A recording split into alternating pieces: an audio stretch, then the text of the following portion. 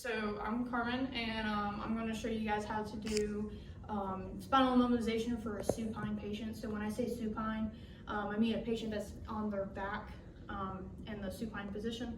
So when we backboard a patient or we do spinal immobilization, most of the time we do use a rigid spinal backboard. There are other immobilization devices, so there's a KED, but that's for seated patients. And then we have scoop stretchers for patients that we don't want to roll in their pelvis, kind of just come in and like scoop them up. So with backboards, even though EMS is kind of slowly trying to move away from them due to increased pain with patients, it actually causes a lot of decreased tissue perfusion. And it can cause agitation. And the biggest thing with rigid spinal boards is the ability for respiratory compromise. So if we have a patient who's nauseous or potentially vomiting, they cannot protect their own airway when they're on that rigid spinal board, kind of strapped down. They're more in a better position to be sitting in like a 45-degree angle to be able to protect their own airway. However, we still want to use a backboard for patients who are altered, who are having that back pain, people who are potentially intoxicated, whether it's alcohol or drugs. They can't tell us if they have pain or not. So even though it's still something that EMS doesn't always do, we still like to use it, even if it's for moving a patient out of a vehicle or an area, and then once we get them on that stretcher, taking that backboard out and having them on that stretcher. Because most of the time when we get to the trauma room, they're going to remove that backboard anyway. So with any skill that we do, we must always have all our stuff together. And we're going to come in and we're going to do scene safe PPE. Okay, so let's say I have my personal protective gear on, I have my gloves on. So I'm going to come in and I have my patient right here laying supine. So the first thing I'm going to do is I'm going to have my partner here. He's going to hold manual spinal stabilization. So what that is he's going to hold her neck and her head in a stable position, kind of keeping the spinal column in a neutral position, keeping the integrity of that spine together.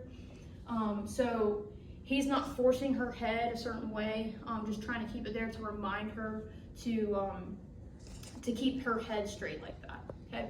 So then what I'm going to do is I'm going to come in and I'm going to assess PMS. So what PMS is pulse, motor, and sensory. So that's very important for this because we're dealing with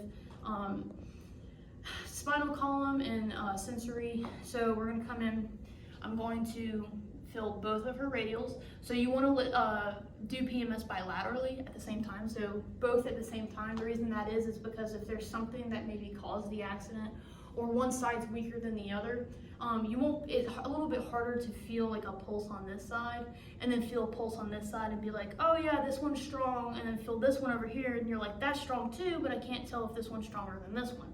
So it's just better to do PMS on both at the same time. So I'm going to feel both pulse. Can you squeeze my fingers? Okay. Can you feel which finger I'm touching? Okay. So got good PMS in the upper extremities.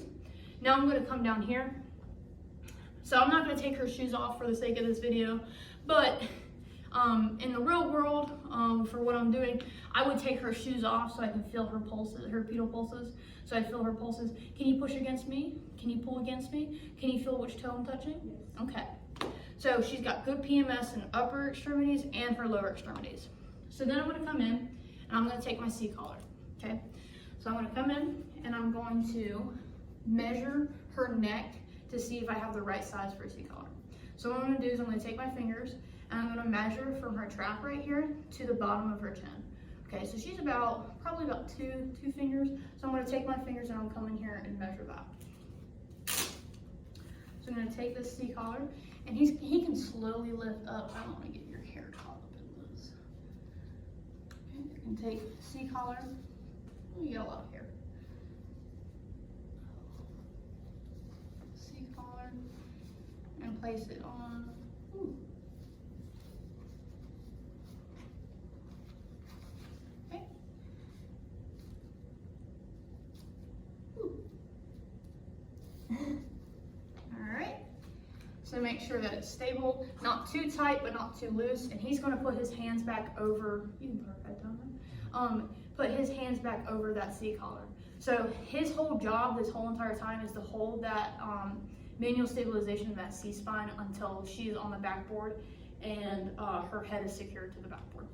So what I'm gonna do is I'm just gonna check her body for any injuries. So if she was in an actual accident, I would not want to roll her on the side that she has any injuries on. So if she has any injuries on, let's say, her left side here, I don't want to roll her onto her left side onto her injuries. I would rather roll her on the other side. However, since she doesn't have any injuries right now, that's fine. Also, it wouldn't hurt to come in and check her pelvis. Is your pelvis hurting at all? No? Okay, so I'm gonna feel for her pelvis, make sure it's stable, because I don't wanna roll her on that pelvis if it is unstable. I'd rather use like a scoop stretcher or something like that. Okay, so what I can do is I can take this arm and I can kind of put it up here if it's not injured as like a pivot point. So what I'm gonna do is I'm gonna come over here, I'm gonna grab my backboard, and I'm gonna move it so it's on this side. Okay. Make sure all my straps are good. Just because I don't want to roll her and the straps be underneath the board, just so I don't have to move her or jostle anything. Okay.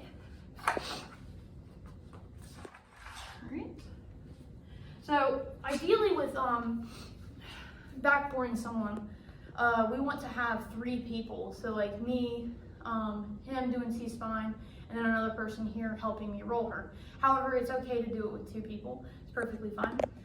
So have that arm up like a pivot point. So what I'm gonna do is I'm gonna take this arm and I'm gonna grab her shoulder here.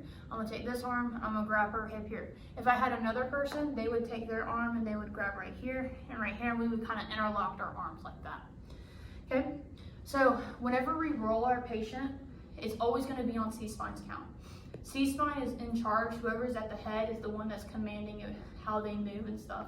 The main reason that is because he's the one that's stabilizing the whole entire spine. All right, so on C-spine's count. 1, 2, 3. All right, so roll her towards me. So this is the perfect time here to palpate her back. So it wouldn't hurt to, before putting like a C-collar on, to palpate her neck. You can still kind of try to palpate her neck here. Come down her back, feel her back. Make sure there's no like crepitus, no like the tenderness or anything like that, no deformities. You want to do your decap BTLS. Come down to her buttocks, come down here and feel for anything there. All right, so there's nothing really, any issues here on her back. You always want to roll your patient towards you, because if you get tired or you like lose your grip, she's leaning against you and she's not going to fall backwards. So now I'm going to grab the backboard and I'm going to slide it over here. Try to line it up, make sure that my straps are good. Okay. And again, on C-spine's count, we're going to roll her onto the backboard. 1, 2, 3. All right, so she's not completely on the backboard, which is okay. So what we're going to do is we're going to move her sideways and up, and it's going to be on C-spine's count again. Okay? 1, 2, 3. Okay. C-spine's count. 1, 2, 3. All right. So she's good on the board. She's right where she needs to be with head blocks. So this is a very important part right here. The strap order. Okay. So for strap order, what we want to do is we want to do middle, bottom, top. Okay. We never want to secure the head first, because if we secure the head first, if something happens and she falls off the board, that spinal precautions are no longer being taken. So we always want to do body and then head. So what we're going to do is we're going to take shoulder straps. We're going to come in. Never strap your patient's arms underneath the straps. The reason that is because we don't want them to feel claustrophobic, and we also don't want them to be trapped. And if anything happens, this way they still have their arms out and not underneath those straps. Okay. All right, and as you can see, my partner's still holding C-spine for me. I'm gonna come in here and do the legs. All right. And then last, I'm gonna grab these head blocks. So with the head blocks, you wanna make sure that Velcro is on the bottom, so it's gonna stick to this blue piece up here, and Velcro is on the top, so this strap can be on it, okay? So we're gonna take this block, put it here. Try not to get your patient's hair in it. Strap here. And we're gonna take the strap and we're gonna put it over their forehead. Don't put it over their eyes, don't put it over their mouth, don't put it over anything else, just their forehead. Okay? So I'm gonna put it over like this. Okay. Alright. So now he can let go of C-spine because the head is secured. She is perfectly secured to the backboard. So now I'm gonna come in and reassess my PMS. Okay? I'm gonna come in, I'm gonna film pulses again. All right, can you feel me touching you? Can you squeeze my hands? Perfect. Oh, all right. Shoes are still off. I'm gonna feel pulses. Okay, can you push up against me? Oh, against me. Oh, there you go. And can you feel me what toe I'm touching? Yes. All right. So now my patient's on the backboard. This is the time when I would pick her up and move her and put her on the backboard. And whether if I need to take the backboard out from underneath her on that stretcher, I can. Additionally, if the straps are underneath the backboard, what I can do is instead of like kind of going on one side and moving her, I can actually take at the end and lift it up like that. So for her, I'm just gonna take her off of this just so she doesn't have to sit here. So another thing with patients, there you go, I'm sorry. So if I had a patient who was a little bit older, so older patients, they have a thing called kyphosis. So what happens is their spine kind of starts to morph like that.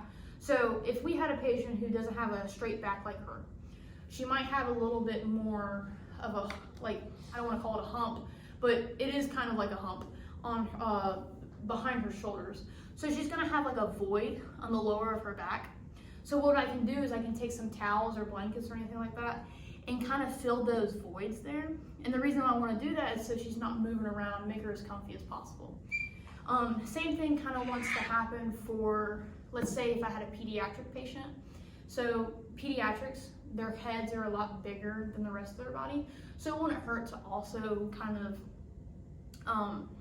have like blankets, towels, something to try to kind of fill those voids and to kind of keep them stable.